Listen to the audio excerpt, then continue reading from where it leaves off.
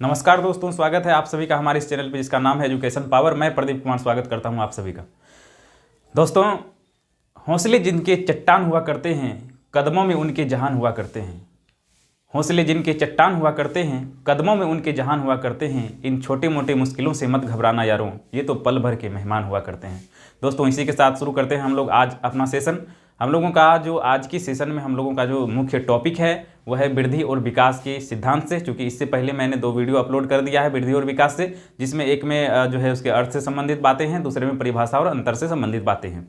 और आज की इस वीडियो में हम लोग बात करेंगे वृद्धि और विकास के सिद्धांत से संबंधित। यदि किसी व्यक्ति ने मेरे कोई जो है प्रिय दोस्त यदि उस वीडियो को नहीं देखे हैं तो कृपया हमारे जो है प्लेलिस्ट में जाकर उस वीडियो को आप जरूर देख लें, ताकि आपका जो है पहले से आपका टॉपिक क्लियर रहे, आपको ये समझने में कोई भी दिक्कत नहीं आएगी। चलिए हम लोग शुरू करते हैं। आज जो हम लोगों का टॉपिक है क्या है, वृद्धि और विकास के सिद्धांत।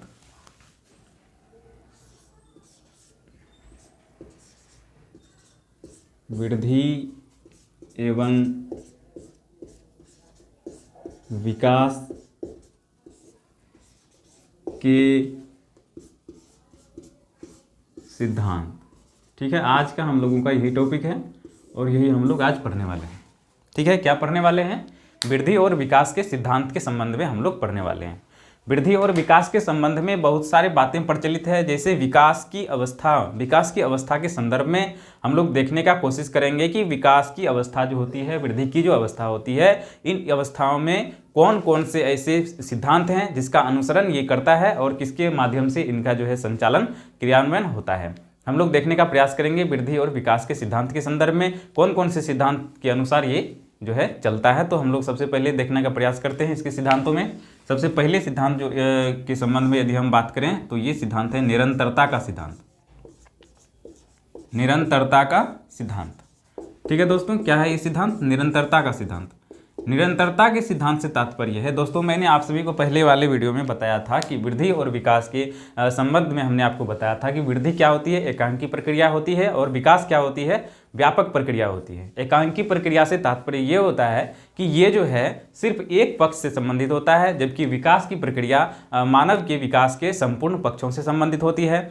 संपूर्ण पक्षों से संबंधित होने का आशय यह है कि न मानव के सिर्फ शारीरिक पक्षों से, बल्कि उसके मानसिक पक्ष, बौद्धिक पक्ष, भावात्मक पक्ष, नैतिक पक्ष, संज्ञानात्मक पक्ष, यानी कि एज ए होल डेवलपमेंट की यहाँ पर बात करता है विकास, न कि सिर्फ एक अवस्था की बात करता है जैसे कि वृद्धि। वृद्धि सिर्फ आपके शारीरिक पक्षों में उन प्रकार के परिवर्तनों की बात करता है जिसका मापन संभव है, या फिर जिसको हम लोग अपने आंखों से देख सकते हैं, जैसे कि आपके लंबाई में बढ़ना, आपके कद का बढ़ना, आपकी चौड़ाई का बढ़ना, आपके वजन का बढ़ना, आपके बाल का बढ़ना, आपके नाखून का बढ़ना। इन सभी चीज़ों को मैंने आपको बताया था। तो इस प्रकार से ये कौन कौन से सिद्धांत को फॉलो करता है और उसके अनुसार ये अपने क्रियान्वयन करता है, उसको हम लोग जानने का प्रयास करते हैं। तो सबसे पहले हम लोगों को सामने जो सिद्धांत है, उस सिद्धांत का नाम क्या है? निरंतरता का सिद्धांत। दोस्तों, इतना लिखने का मतलब जो है ये नहीं है, इसलिए मैं ज़्यादा लिख नहीं रहा हूँ, सिर्फ सिद्धांत के नाम मैं लिख रहा हूँ। आप सभी नोटबुक निकाल लें, यानी कॉपी निकाल लें और एक पेन जरूर लेकर बैठें जब भी हमारे वीडियो सेशन को देखें। तो निरंतरता का सिद्धांत जो है, निरंतरता का सिद्धांत क्या है, इसे हम लोगों को समझने की आवश्यकता है। यदि हम लोग समझ जाते हैं तो हम लोगों का कोई भी एग्जामिनेशन, चाहे आप थ्योरेटिकल एग्जामिनेशन दे रहे हो, बीएड का, डीएलएड का, या फिर जो किसी भी शिक्षण एग्जामिनेशन का, या फिर आप जो है ऑब्जेक्टिव टाइप एग्जामिनेशन दे रहे हैं, सीटेट का, या आप किसी भी एस्टेट का आप एग्जामिनेशन दे रहे हैं, तो काफ़ी महत्वपूर्ण और लाभदायक सिद्ध होगा आपके लिए। सबसे पहले हम लोग यहाँ समझने का प्रयास करते हैं निरंतरता का सिद्धांत जो है, ये निरंतरता का सिद्धांत क्या बताने का प्रयास करता है वृद्धि और विकास के संदर्भ में।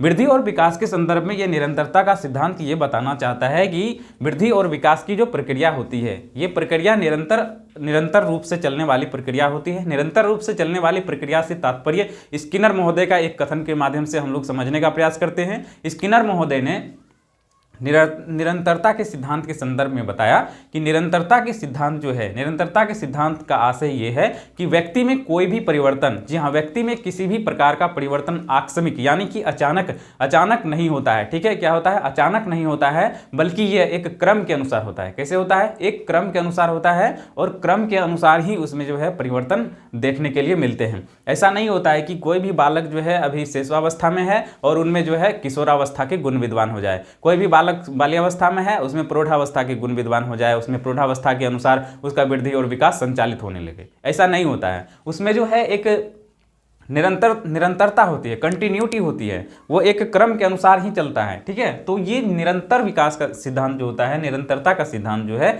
इस बात की ओर इंगित करता है कि किसी भी व्यक्ति में जो विकास की प्रक्रियाएं होती है, किसी भी व्यक्ति में जो वृद्धि की प्रक्रियाएं होती है, यह प्रक्रियाएं जो है आकस्मिक न होकर, अचानक न होकर, बल्कि निरंतर गति से आगे बढ़ती है। इस सिद्धांत के अंदर यही बातें मुख्य रूप से देखी जाती है। और ये स्किनर महोदय ने ये कथन दिया था कि आकस्मिक रूप से परिवर्तन जो है इसमें नहीं होता है, इसीलिए इसे निरंतर विकास का सिद्धांत कहा जाता है। यानी कि विकास की प्रक्रिया निरंतर गति से चलती है, ना कि आकस्मिक गति से चलती है। आप एक अवस्था में हैं तो आपको जरूर दूसरी अवस्था में जाना होगा। ऐसा नहीं होता है कि आप जब शेषवावस्था में हैं और डायरेक्ट आप किशोरावस्था में पहुंच जाएं या फिर प्रौढ़ावस्था में पहुंच जाएं। तो इस प्रकार जो है निरंतरता का सिद्धांत इस बात की ओर हम लोगों को इंगित करता है, ये बताने का प्रयास करता है कि निरंतरता का सिद्धांत जो है वृद्धि और विकास जो है फॉलो करता है और वृद्धि और विकास की प्रक्रिया निरंतर गति से चलती है। ठीक है, अब हम लोग जो है दूसरे सिद्धांत के संदर्भ में बात करते हैं। दूसरा सिद्धांत क्या है इसके संदर्भ में, दूसरे सिद्धांत की यदि हम बात करें तो यहाँ पे आप देखेंगे प्रिंसिपल ऑफ इंडिविजुअलिटी। इंडिविजुअल आप सभी जानते होंगे, विभिन्नता की बात यहाँ पर की जाती है, व्यक्तिगत रूप से विभिन्नता है ना, व्यक्तिगत विभिन्नता की यहाँ पे बात की जाती है। इंडिविजुअलिटी जो है प्रिंसिपल सिद्धांत यहाँ पे दिया जा रहा है व्यक्तिगतता का सिद्धांत। व्यक्तिगतता का सिद्धांत हम यहाँ पे लिख देते हैं व्यक्तिगतता का सिद्धांत, व्यक्तिगतता का सिद्धांत। अब हम लोग इसके संदर्भ में समझने का प्रयास करेंगे कि व्यक्तिगतता का सिद्धांत से क्या आशय है, क्या तात्पर्य है। व्यक्तिगतता का सिद्धांत इसके संदर्भ में क्या बताना चाहता है, इसके संदर्भ में हम लोग देख लेते हैं। व्यक्तिगतता के सिद्धांत के संदर्भ में यदि हम लोग बात करें तो व्यक्तिगत से आशय है प्रत्येक व्यक्ति का अपने अपने अनुसार विकास होना, वृद्धि होना। ठीक है, तो व्यक्तिगतता का सिद्धांत ये बताने का प्रयास करता है कि व्यक्ति में जितने भी व्यक्ति इस देश में है, इस समाज में है, इस दुनिया में जितने भी व्यक्ति हैं, प्रत्येक व्यक्ति में कुछ न कुछ भिन्नता होती है। और ये भिन्नता ना सिर्फ उसके शारीरिक बनावट में बल्कि उसके मानसिक संरचनाओं में परिवर्तन से भी होता है, उसके संज्ञानात्मक परिवर्तन से भी होता है, संज्ञानात्मक विकासों में परिवर्तन से भी होता है। ये कहने का तात्पर्य ये है कि जो ये व्यक्तिगतता का सिद्धांत है, व्यक्तिगतता का सिद्धांत का फॉलो करता है वृद्धि और विकास। वृद्धि और विकास की प्रक्रिया यदि हम कहें तो यदि समान उम्र का बालक है तो दोनों की लंबाई समान होगी, इस बात की निश्चितता इसमें नहीं होती है। व्यक्तिगतता का सिद्धांत होता है प्रत्येक व्यक्ति में वृद्धि और विकास की गति अलग अलग होती है, उसके मानसिक विकास की गति भी अलग अलग होती है। क्योंकि ये जो है जब भी आप देखेंगे तो प्रत्येक व्यक्ति का वातावरण, प्रत्येक व्यक्ति का जो अनुवांशिकी होता है वो अलग अलग होता है और अलग अलग प्रकार से उसको प्रभावित करता है। और इस प्रकार से अनुवांशिकता को सही दिशा में निखारने के लिए वातावरण की काफ़ी आवश्यकता होती है और वातावरण के द्वारा ये सही परिवर्तन होते रहते हैं। तो सभी बालकों का, सभी मनुष्यों का एक प्रकार से वातावरण नहीं होता है, जिस कारण से उसकी वृद्धि और विकास में अलग अलग प्रकार के अंतर, अलग अलग प्रकार के जो है स्पष्ट अंतर आपको देखने के लिए मिलेंगे। और ये सिद्धांत जो है इसी बात की पुष्टि करता है कि व्यक्तिगतता का सिद्धांत जो है, व्यक्तिगतता के सिद्धांत के अनुसार वृद्धि और विकास की प्रक्रिया प्रत्येक मानव में, प्रत्येक व्यक्ति में, प्रत्येक बालक में अलग अलग प्रकार से संचालित होती है। ठीक है, यहां तक शायद आप सभी को क्लियर होगा। चलिए हम लोग तीसरे सिद्धांत के संदर्भ में हम लोग बातें करते हैं कि वृद्धि और विकास के संदर्भ में दो सिद्धांतों को हमने समझ लिया। तीसरे सिद्धांत इसके संदर्भ में कौन सी सिद्धांतें दी जाती है, देखिए सबसे पहले यहां पे देखें आप परिमार्जिता का सिद्धांत, परिमार्जिता का सिद्धांत। ठीक है, परिमार्जिता का सिद्धांत। परिमार्जन मतलब क्या होता है? परिमार्जन मतलब होता है सुधार। जी हाँ, परिमार्जन मतलब क्या होता है? सुधार होता है। किसी भी बालक में वृद्धि और विकास के संदर्भ में हम बात कर रहे हैं कि वृद्धि और विकास में जो परिमार्जितता का सिद्धांत होता है, इसका क्या आशय है, क्या ये सिद्धांत जो है क्या बताने का प्रयास करता है वृद्धि और विकास के संदर्भ में? ये सिद्धांत बताने का प्रयास करता है और वृद्धि और विकास की जो प्रक्रिया है, जी हाँ, वृद्धि और विकास की जो प्रक्रिया है, यह प्रक्रिया परिमार्जितता के सिद्धांत को फॉलो करता है, अनुसरण करता है। तो परिमार्जितता के सिद्धांत से संदर्भित हम लोग बातें करते हैं। परिमार्जितता का सिद्धांत क्या होता है? जैसे कि किसी भी बालक की यदि लंबाई, चौड़ाई, ऊंचाई या फिर किसी उसके भार में कमी आदि जो देखी जाती है, ये जो देखी जाती है उसमें हम लोग परिमार्जन कर सकते हैं। डॉक्टर के यहाँ यदि जाते हैं या फिर कोई भी बच्चा जिसकी लंबाई नहीं बढ़ रहा होता है, वो क्या करता है, वो दिन रात एक करके अपना मेहनत करता है, कसरत करता है और तरह तरह के योग के द्वारा वो अपने जो बनावट में सुधार ले आता है, यानी कि उसमें परिमार्जन देखने के लिए आपको मिलता है। इस प्रकार से उसके संज्ञान में, उसके मानसिक क्रिया में, उसके भावात्मक पक्ष में, उसके नैतिक पक्ष में, चारित्रिक पक्ष में, आदि आदि जितने भी पक्ष हैं उसमें जो है परिमार्जन उसका किया जा सकता है, उसका सुधार किया जा सकता है अलग अलग प्रकार से, अलग अलग प्रकार की क्रियाएं करके। ये सिद्धांत ये बताने का प्रयास करता है कि वृद्धि और विकास की जो प्रक्रिया है, वृद्धि और विकास की प्रक्रिया है, यह सुधारात्मक प्रक्रिया हो सकती है। इसमें जो है व्यापक सुधार किया जा सकता है, चाहे वो आप जो है योग के माध्यम से कर रहे हो या फिर किसी भी माध्यम से आप कर रहे हो। ठीक है दोस्तों, तो परिमार्जन के सिद्धांत शायद आप लोग समझ चुके होंगे कि परिमार्जिता का सिद्धांत ये किताब क्या बताने का प्रयास करता है वृद्धि और विकास के संदर्भ में। अब हम लोग अगले सिद्धांत के संदर्भ में चलते हैं। अगला सिद्धांत क्या इसके संदर्भ में दिया गया था, जो वृद्धि और विकास के सिद्धांत के अंतर्गत आता है। अगले सिद्धांत के संदर्भ में यदि हम बात करें तो विकास क्रम का सिद्धांत, इसमें एक दिया गया था विकास क्रम का सिद्धांत। कौन सा सिद्धांत? विकास क्रम का सिद्धांत। विकास क्रम का सिद्धांत से तात्पर्य ये है कि विकास की प्रक्रिया जो संचालित होती है यह क्रम के अनुसार संचालित होती है, ना कि एकाएक संचालित होती है।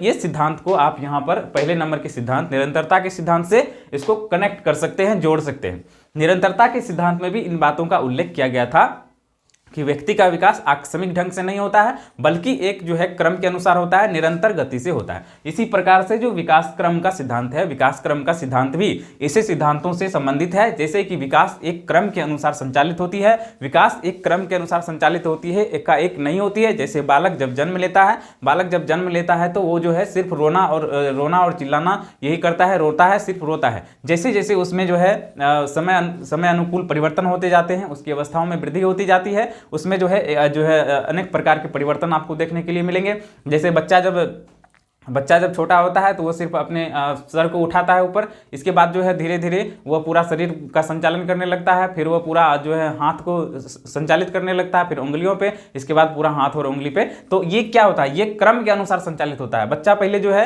बैठना सीखता है, फिर खड़ा होना सीखता है, फिर वो चलना सीखता है, दौड़ना सीखता है। तो ये क्रम के अनुसार संचालित होता है। ऐसा नहीं होता है कि बच्चा जैसे ही बैठना शुरू करे और दूसरा स्टेप में वो दौड़ना शुरू कर दे, ऐसा नहीं होता है। ये क्रम के अनुसार संचालित होती है विकास की प्रक्रिया क्या होती है, क्रम के अनुसार संचालित होती है और क्रम के अनुसार ही चलती है। यह सिद्धांत के अनुसार इस बातों को जो है व्यक्त किया जाता है। ठीक है, तो इन बातों को व्यक्त करने के लिए विकास क्रम का सिद्धांत है, और विकास क्रम के सिद्धांत के अनुसार वृद्धि और विकास जो होती है इस सिद्धांत का फॉलो करती है, इस सिद्धांत का अनुसरण करती है। शायद यहां तक आप सभी को कोई दिक्कत ना हो। चलिए हम लोग अगले सिद्धांत के संदर्भ में बातें करते हैं। चूंकि सिद्धांतों की बात यदि हम करें तो 10 से 11 सिद्धांत यहां पर आपको देखने के लिए मिलेंगे, जो व्यक्तिगत विकास से जो ये वृद्धि और विकास के सिद्धांत से संबंधित है। तो इसके संदर्भ में हम लोग अभी 4 सिद्धांतों को हमने देखा है। अब हम 5वें सिद्धांत के संदर्भ में बात करते हैं कि 5वां सिद्धांत इसके संदर्भ में क्या दी गई थी। दोस्तों, यदि आपको ये सिद्धांत यदि याद रहेंगे तो आप इसे आराम से एग्जामिनेशन में लिख सकते हो। इतने सिद्धांत जो 10 से 11 सिद्धांत जो मैं आज आपको बताऊंगा, शायद ये आपके 5 से 6 पेज में तो आराम से आ जाएंगे, आपके एक क्वेश्चन जरूर रेडी हो जाएंगे इससे।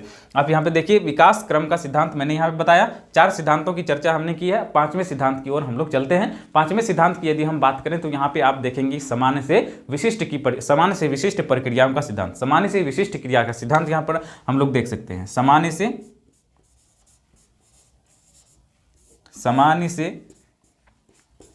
विशिष्ट क्रिया का सिद्धांत।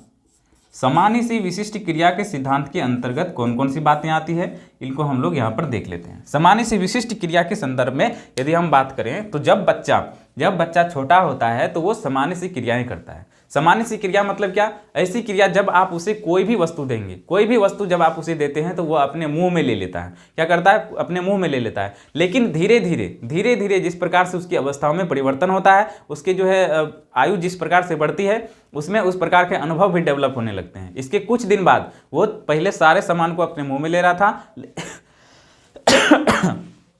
पहले वो सारे सामानों को अपने मुंह में ले रहा था, लेकिन कुछ दिनों के बाद कुछ दिनों के बाद उसमें परिवर्तन देखेंगे, वो सिर्फ खाने योग्य सामान, जी हाँ, खाने योग्य सामान ही अपने मुंह में लेता है, खाने योग्य सामान ही अपने मुंह में रखता है। और इसके कुछ दिनों के बाद यदि आप देखें, कुछ दिनों के बाद देखें तो धीरे धीरे वो खाने का भी नियम सीख जाता है कि किस समय किस चीज़ को खाना चाहिए, कौन सा जो है खाना कैसे खाना चाहिए, इन सभी चीज़ों को वो सीख जाता है। तो ये सामान्य से लेकर विशिष्ट की ओर का सिद्धांत है। सामान्य से विशिष्ट की सिद्धांत, विशिष्ट क्रिया का सिद्धांत को फॉलो करता है, अनुसरण करता है। तो इसके संदर्भ में यदि हम ये भी समझना चाहें तो बच्चे जब छोटे होते हैं तो वो सिर्फ जो है अपने छाती को उठाते हैं, ये सर को उठाते हैं और धीरे धीरे जो है पूरा शरीर को संचालन करने लगते हैं, फिर बैठते हैं, बैठने के बाद फिर वो खड़ा होता है किसी भी चीज़ को पकड़कर, इसके बाद वो चलना शुरू करता है। तो ये जो है सामान्य क्रिया थी, सामान्य क्रिया से विशिष्टता की ओर उसका संचालन हो रहा है। तो ये वृद्धि और विकास की जो प्रक्रिया है, वृद्धि और विकास की जो प्रक्रिया है, ये सामान्य से विशिष्ट की ओर चलता है। इसीलिए इसे जो है यह सिद्धांत इसके अनुसरण करता है, सिद्धांत के अनुसार ये अनुसरण करता है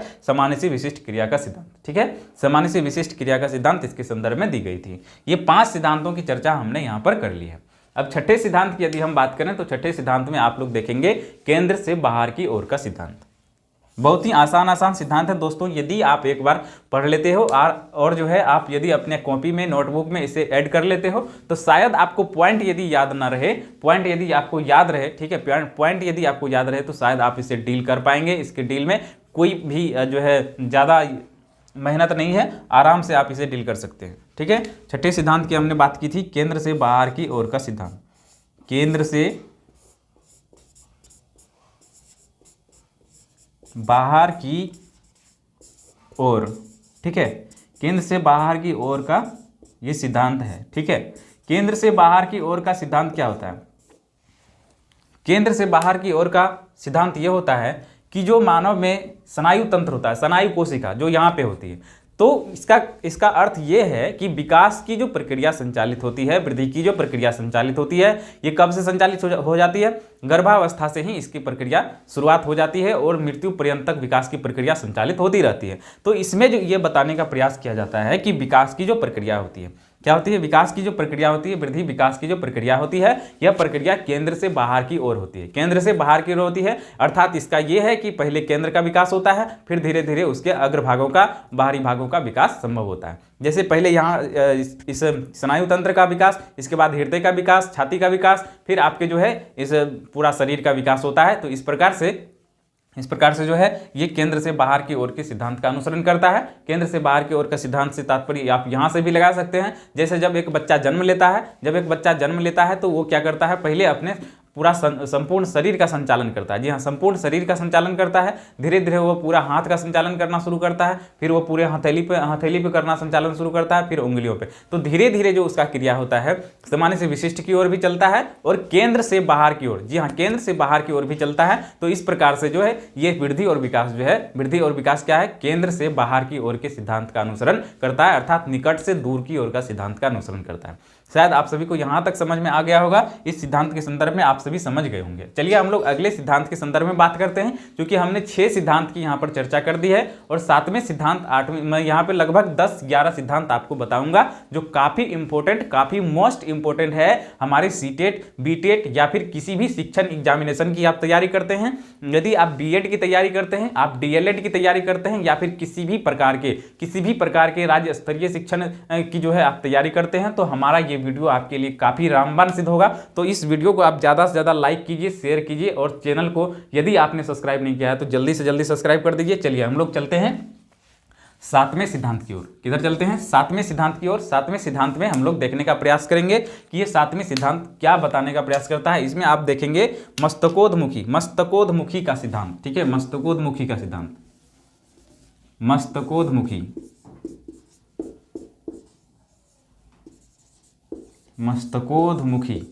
मस्तकोद्मुखी का सिद्धांत क्या बताना चाहता है, इसे हम लोग अभी समझने का प्रयास करते हैं। मस्तकोद्मुखी का सिद्धांत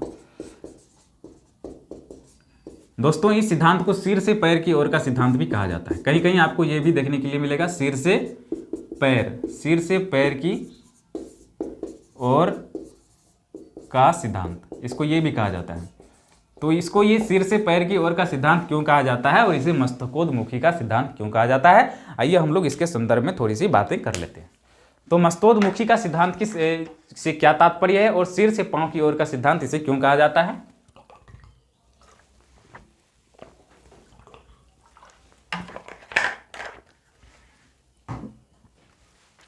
मस्तोदमुखी का सिद्धांत और सिर से पांव की ओर का सिद्धांत से तात्पर्य ये होता है कि जब बालक का विकास गर्भावस्था में प्रारंभ होता है, गर्भावस्था से उसकी अब जो है विकास की प्रक्रिया संचालित हो जाती है, वृद्धि की प्रक्रिया संचालित हो जाती है, तो उसका विकास जो होता है उसका विकास मस्तिष्क से होकर, जी हाँ मस्तिष्क से होकर, बिल्कुल याद रखिएगा, सीटेट में कई बार इससे प्रश्न बन चुके हैं, सीटेट और बीटेट में कई बार इनसे प्रश्न बन चुके हैं कि बालक का जो विकास होता है ये विकास किस दिशा में संचालित होती है। तो मस्तकोदमुखी का सिद्धांत ये बताने का प्रयास करता है, सिर से पैर की ओर का सिद्धांत ये बताने का प्रयास करता है कि बालक का जो विकास की प्रक्रिया जो संचालित होती है गर्भावस्था में, सबसे पहले उसके मस्तिष्क का विकास होता है। जी हाँ, सबसे पहले उसके मस्तिष्क का विकास होता है, फिर उसके नीचे के भागों का विकास होता है और पैर की ओर की दिशा का विकास उसका शुरू होता है। तो सबसे पहले किस चीज का विकास होता है?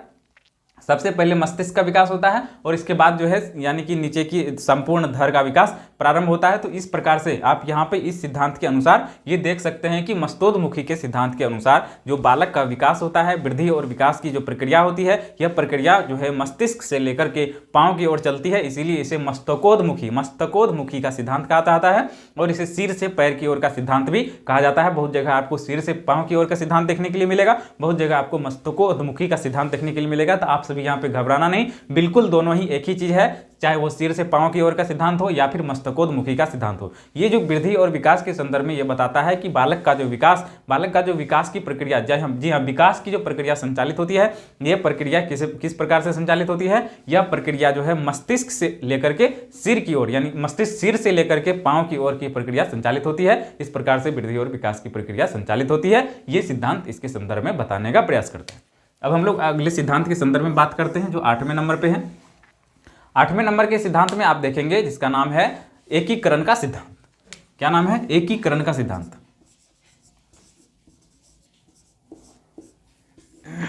एकीकरण का सिद्धांत। एकीकरण का सिद्धांत को हम लोग समझने का प्रयास करते हैं कि एकीकरण के सिद्धांत से क्या आशय है, इसका क्या जो रोल है। ठीक है, एकीकरण का सिद्धांत ये होता है कि एकीकरण जब बच्चे जब जन्म लेते हैं, बच्चे जब छोटे होते हैं तो उसमें एकीकरण नहीं होता है। एकीकरण का अर्थ ये होता है कि आपके संपूर्ण अंगों पर आपका अधिकार, जी हाँ आपके संपूर्ण अंगों पर आपका अधिकार क्या कहलाता है? एकीकरण कहलाता है। एकीकरण का सिद्धांत ये बताने का प्रयास करता है कि एक बालक में, जी हाँ एक बालक में या फिर एक बच्चा में जो अनुसरण होता है, जिस सिद्धांत का अनुसरण होता है वो सिद्धांत कौन सा है? एकीकरण का सिद्धांत है। जब बच्चा जन्म लेता है तो उसमें एकीकरण नहीं होता है, वह संचालन संपूर्ण शरीर का संचालन करता है। इसके बाद जो है संपूर्ण शरीर का संचालन करने के बाद वो संपूर्ण हाथ का संचालन करता है।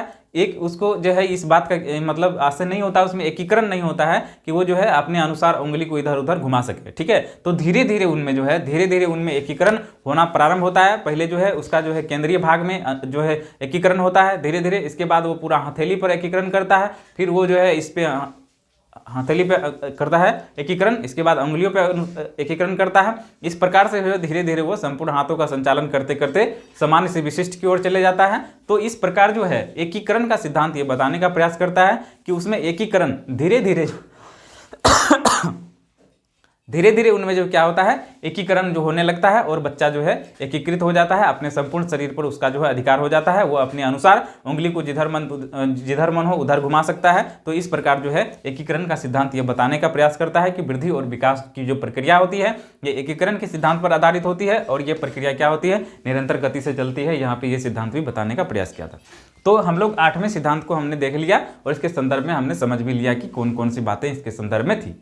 चलिए हम लोग 9वें सिद्धांत की ओर चलते हैं। 9वां सिद्धांत इसके संदर्भ में कौन सी दी गई थी और उसमें कौन कौन सी बातें नहीं थे। 9वें सिद्धांत के संदर्भ में यदि हम बात करें तो यहाँ पर हम देखेंगे परस्पर संबंध का सिद्धांत। जी हाँ, परस्पर संबंध का सिद्धांत। परस्पर संबंध का सिद्धांत बहुत ही महत्वपूर्ण सिद्धांत दोस्तों। परस्पर संबंध, परस्पर संबंध का सिद्धांत। परस्पर संबंध का सिद्धांत से क्या आशय है, इसके संदर्भ में हम लोग देखने का प्रयास करते हैं। परस्पर संबंध का सिद्धांत, जी हाँ, कौन सा सिद्धांत है, परस्पर संबंध का सिद्धांत। और परस्पर संबंध से ही आशय है कि एक दूसरे का कोरिलेटेड होना, एक दूसरे का विकास जो है दूसरे विकास से संबंधित होना। ये बातें यहाँ पे दिखाने का प्रयास किया जाता है कि परस्पर संबंध होती है। जी हाँ, परस्पर संबंध होती है। जैसे संवेग का संबंध संज्ञान से होता है। जी हाँ, संवेग का संबंध संज्ञान से होता है। सबका संबंध जो है परस्पर विकास का संबंध जो है परस्पर संबंध से जो है का सिद्धांत इसमें दिया गया है। विकास की जो प्रक्रिया होती है, वृद्धि की जो प्रक्रिया होती है, ये क्या होती है, परस्पर संबंधित होती है। मानसिक विकास जो होती है, तो ये क्या होती है, मानसिक विकास नैतिक विकास से संबंधित होती है, चारित्रिक विकास से संबंधित होती है, आध्यात्मिक विकास से संबंधित होती है। आपके शरीर का जो विकास है, आपके शारीरिक विकास, यदि आपके जो है वाचन तंत्र जो आप में है लगे हुए हैं, यदि उनका विकास नहीं होगा तो आप में वाचन शक्ति का विकास नहीं हो सकता है, आप भाषा की ओर अग्रसर नहीं हो सकते हैं। तो एक विकास, एक चीज का विकास, आपके शारीरिक विकास का आपके मानसिक विकास से भी संबंधित होता है, आपके मानसिक विकास का आपके चारित्रिक विकास से, नैतिक विकास से, जितने भी विकास एक मानव के अंतर्गत होते हैं वो समस्त विकास क्या होता है, एक दूसरे से संबंधित होता है। जी हाँ, समस्त विकास क्या होता है, एक दूसरे से संबंधित होता है। और ये सिद्धांत जो है परस्पर संबंध का सिद्धांत ये बताने का प्रयास करता है कि विकास की जितनी भी प्रक्रियाएं, जी हाँ, विकास की जितनी भी प्रक्रियाएं संचालित हो रही है, विकास की जितनी भी प्रक्रियाएं संचालित होती है, उनका संबंध एक से दूसरे विकास में सम्मिलित होता है, सन्निहित होता है। ठीक है दोस्तों, परस्पर संबंध का सिद्धांत ये बताने का प्रयास करता है। 90 नंबर के सिद्धांत को हमने पढ़ लिया। 9 सिद्धांत हम लोगों ने जाना विकार, वृद्धि और विकास के संदर्भ में, और 2 सिद्धांतों की चर्चा मैं यहाँ पे कर देता हूँ जो काफी महत्वपूर्ण है और शायद एग्जामिनेशन में इससे प्रश्न बन सकते हैं। ऐसे सिद्धांतों को मैंने इसमें सम्मिलित किया है जो लगभग आपके लिए काफी महत्वपूर्ण टॉपिक है। चलिए हम लोग देखते हैं 10वें सिद्धांत को। 10वां सिद्धांत जो है इसके संदर्भ में क्या दी गई थी और उस सिद्धांत के अनुसार कौन कौन सी बातें महत्वपूर्ण है। तो 10वें सिद्धांत की यदि हम बात करें तो 10वें सिद्धांत में आपके सामने दिया गया है समान प्रतिमान का सिद्धांत। जी हाँ, कौन सा सिद्धांत है, समान प्रतिमान।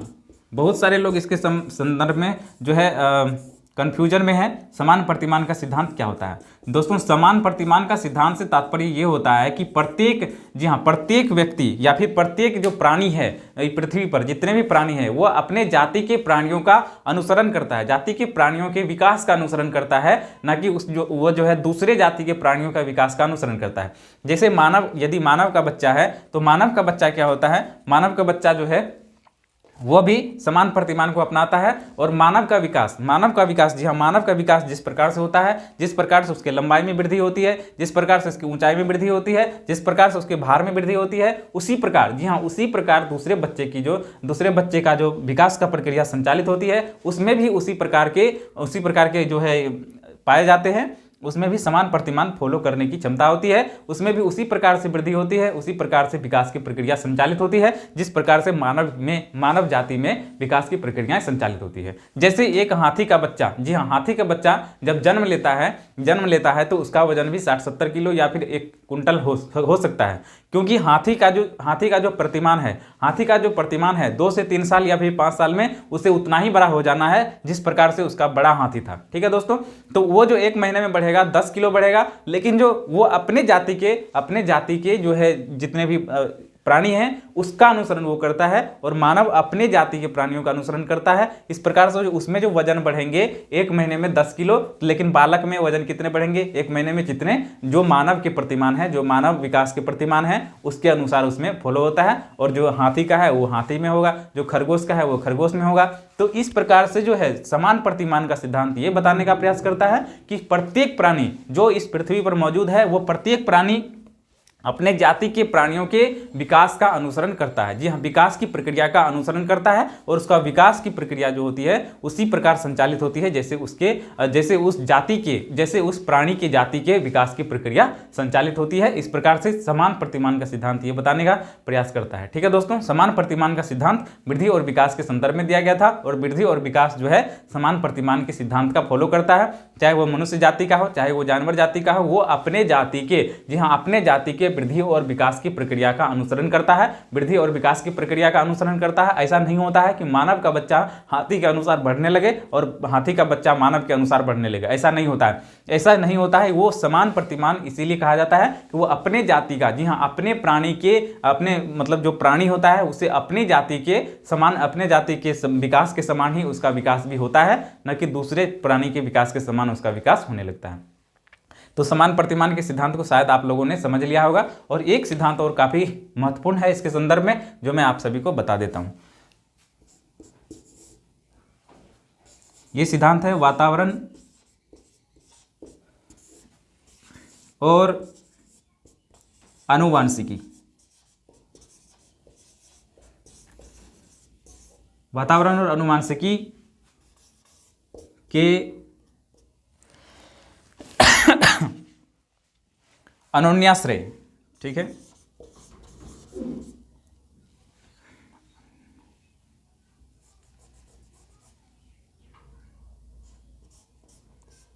अनन्याश्रय,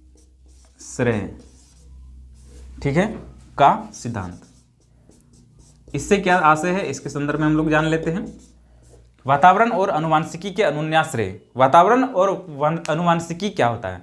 सबसे पहले दोस्तों, जो आनुवांशिकी होता है ये आपके पूर्वज से आपको प्राप्त होते हैं। जी हाँ, किससे प्राप्त होते हैं? आपके पूर्वज से प्राप्त होते हैं। और यदि आपके पूर्वज में ऐसी योग्यता या क्षमता, कुछ ऐसी चीजें होती है जिसका ट्रांसफर आप में होता है, ठीक है दोस्तों, जिनके माध्यम से ये ट्रांसफर होता है, तो ये जो आनुवांशिकी होता है, आनुवांशिकी आपके पूर्वज के गुणों को आप में ट्रांसफर करता है। लेकिन जो वातावरण होता है, वातावरण के द्वारा इसमें काफ़ी हद तक परिवर्तन किया जा सकता है, या फिर आपके अंदर यदि ज्ञानात्मक शक्ति या फिर बुद्धि की प्रबलता होती है, ये आपके पूर्वज की देन है, जिसके माध्यम से आनुवांशिकी के माध्यम से आप में आ गई है। तो उसको जो है इसके विकसित होने के लिए सही वातावरण का भी आवश्यकता है। यदि वातावरण आपके समक्ष खराब है, वातावरण की जो है उपज आपके वहाँ पर नहीं है, तो आपकी जो वृद्धि और विकास की जो प्रक्रिया होती है, आपकी वृद्धि की जो प्रक्रिया होती है, विकास की जो प्रक्रिया होती है, ये सही ढंग से संचालित नहीं हो सकती है। अर्थात आनुवांशिकी को सही रूप देने के लिए, या फिर आनुवांशिकी में जो आपको प्राप्त हुए हैं अच्छे या बुरे जितने भी तत्व, उसको सही ढंग से निखारने के लिए या फिर उसको सही दिशा में परिवर्तित करने के लिए ये जो सिद्धांत होता है, इस सिद्धांत का जो है प्रतिपालन होता है, जिसमें वातावरण आनुवांशिकी के अनुन्याश्रय का सिद्धांत होता है। इन दोनों का सिद्धांत जो है, जी हाँ, इन दोनों का जो है काफी मिश्रित जो होता है। बिना इसके वातावरण की आनुवांशिकी नहीं पनप सकता है और आनुवांशिकी के बिना वातावरण भी नहीं पनप सकता है। इस प्रकार से जो है वातावरण और आनुवांशिकी दोनों का अनुन्याश्रय संबंध होता है। इस प्रकार के इस सिद्धांत के माध्यम से वातावरण और आनुवांशिकी जो है दोनों का सम्मिश्रण के द्वारा ही वृद्धि और विकास की प्रक्रिया संचालित होती है। एक बार जो है बलरामपुर में एक बच्चा मिला था जिसे जो बलरामपुर अस्पताल में रखा गया था। वह बच्चा जो है भेड़िए के साथ में रहता था, ठीक है। भेड़िए के साथ में रहकर उसका जो है मस्तिष्क भी उसी प्रकार हो गया था जिस प्रकार से भेड़िया का मस्तिष्क होता है, ठीक है। वो कोई भी भाषा नहीं बोल सकता था, केवल भेड़िए की भाषा बोल सकता था, ठीक है। उसका नाम रामू रखा गया। तो इस प्रकार से वहाँ पे इसके माध्यम से, इस एग्जाम्पल के माध्यम से ये आप जान सकते हैं कि जिस प्रकार के, जी हाँ, जिस बच्चा जिस प्रकार के वातावरण में होता है, उसका जो है विकास उसी क्रम में चलने लगता है। इस प्रकार से जो है वातावरण और आनुवांशिकी दोनों का संबंध वृद्धि और विकास से होता है और अनुन्याश्रय संबंध होता है। अर्थात यदि आपके अंदर आनुवांशिकता से काफी बुद्धि लब्धि, प्रखर बुद्धि आपको प्राप्त है, जी हाँ, प्रखर बुद्धि प्राप्त है, यदि आपको सही वातावरण नहीं मिलता है, सही वातावरण आप में नहीं डेवलप हो पा रही है, या फिर आपके आसपास का वातावरण सही नहीं है, तो आप में वह जो बुद्धि है, वह बुद्धि कुशाग्र नहीं हो सकती है, वह बुद्धि आगे नहीं बढ़ सकती है। इसको आगे बढ़ाने के लिए आपको एक अच्छे वातावरण की आवश्यकता होती है। तो आनुवांशिकता को निखारने के लिए वातावरण की आवश्यकता है और वातावरण के बिना आनुवांशिकता नहीं पनप सकती है। जिस प्रकार से एक बच्चे जो भेड़िया के साथ में रहकर भेड़िए की तरह हो गया था, जिसे बलरामपुर अस्पताल में रखा गया था, इसके संदर्भ में एक जो है एग्जाम्पल आपको मैंने देने का प्रयास किया। दोस्तों, शायद आप सभी को जो है वृद्धि और विकास के संदर्भ में सभी सिद्धांत समझ में आ गए होंगे। पहला सिद्धांत था निरंतर विकास का सिद्धांत, निरंतरता का सिद्धांत, और दूसरा सिद्धांत व्यक्तिगतता का सिद्धांत, तीसरे सिद्धांत में परिमार्जितता का सिद्धांत हमने बात की थी। हमारे साथ साथ यदि आप भी दोहराएंगे तो शायद आपको याद हो जाएगा। विकास क्रम का सिद्धांत हमने बात किया था सामान्य से विशिष्ट क्रिया का सिद्धांत, जी हाँ, सामान्य से विशिष्ट क्रिया का सिद्धांत। इसके बाद हमने बात किया था केंद्र से बाहर की ओर का सिद्धांत। इसके बाद के सिद्धांत जो थे मस्तकोधमुखी, जी हाँ, मस्तिष्क से लेकर पांव की ओर का सिद्धांत, सिर से लेकर पांव की ओर का सिद्धांत। इसके बाद हमने चर्चा किया एकीकरण के सिद्धांत के संदर्भ में। इसके बाद हमने चर्चा किया परस्पर संबंध के सिद्धांत के संदर्भ में, समान प्रतिमान का सिद्धांत के संदर्भ में और वातावरण अनुवांशिकता के अनुन्याश्रय के सिद्धांत के संदर्भ में। दोस्तों हमारा ये वीडियो आप सभी को कैसा लगा हमारे कमेंट बॉक्स में जरूर लिखें और ज़्यादा से ज़्यादा वीडियो को लाइक कीजिए, शेयर कीजिए, सब्सक्राइब कीजिए ताकि उन लोगों तक हमारा ये वीडियो पहुंच सके जिन्हें इनकी आवश्यकता होती है। तो जय हिंद, जय भारत, मिलते हैं अगले वीडियो में आप सभी से।